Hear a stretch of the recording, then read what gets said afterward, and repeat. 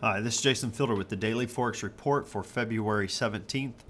We're looking at the U.S.-Japanese yen pair. This pair moved higher today. We are expecting it to move as high as 93.56 and as low as 90.47. Look for resistance around 92.82 and look for support around 91.78.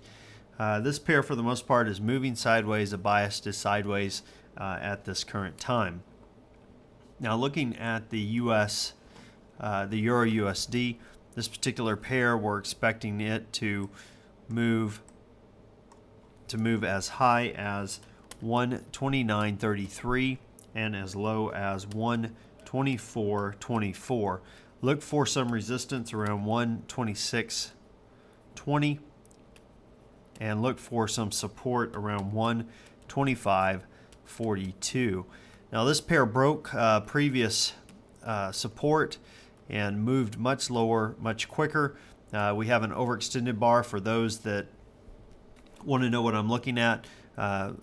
Looking to sell at the open of this new session due to the overextended bar. Now I realize it's already started to move, but basically taking a short at 125.82 and looking to exit this particular trade at 125.62, which is about 20 pips, just a quick 20 pips. Now, if you have a trend system that you can use, drop down to the hour time frame over the next session, and take any shorts that you get, and you should definitely be able to pull some profits that way.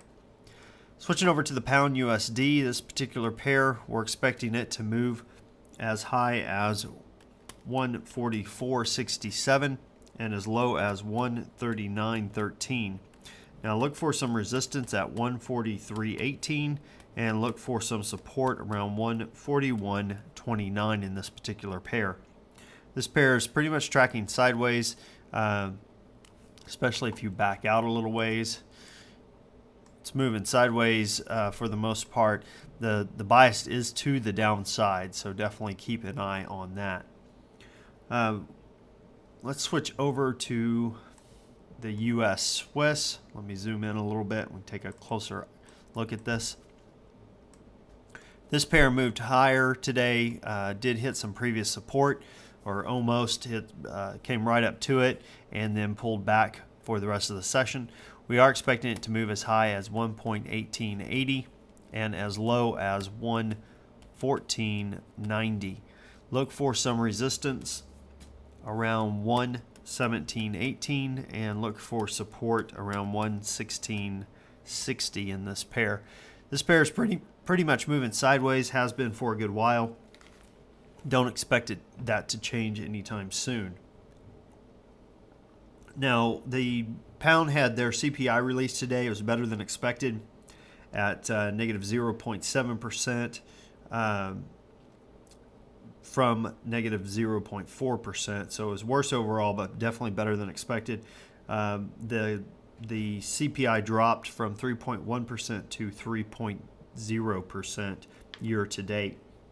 Now looking ahead into this next session, we have the Bank of England releasing their minutes at 4:30 a.m.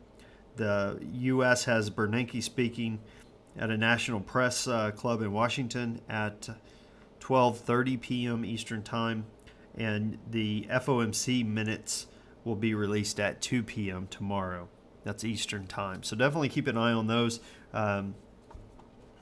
particular news announcements as they come out. Now, something I'm looking for during this next session, we had talked about the Australian US dollar yesterday, how it formed a swing trade, and as you can see, that swing trade did hit and move much lower, much quicker. If you drop down to the hour time frame, it was just a tremendous trade, able to pull 80 pips or more out of that trade right off the bat out of this about 4 hours into the new session. Now, looking ahead, if you take a look at the pound Swiss, this particular pair formed a swing trade also during this last session, and we're looking for it to move to the upside, basically looking for a buy at 1.6712, looking to exit this trade 100 pips up from that at 168.12. And like I said, that's a difference of 100 pips. That's roughly right around this area. I do believe we'll get this. If the market pushes higher, I do believe we'll get this in one session. And if not, of course, we'll look for it on the second session. As far as the stop loss, drop that down 100. Your stop loss is going to be around 166.12, just to let you know it's a 1-to-1 risk to reward ratio. Well, that about does it for today. Until next time, this is Jason Fielder. Good trading.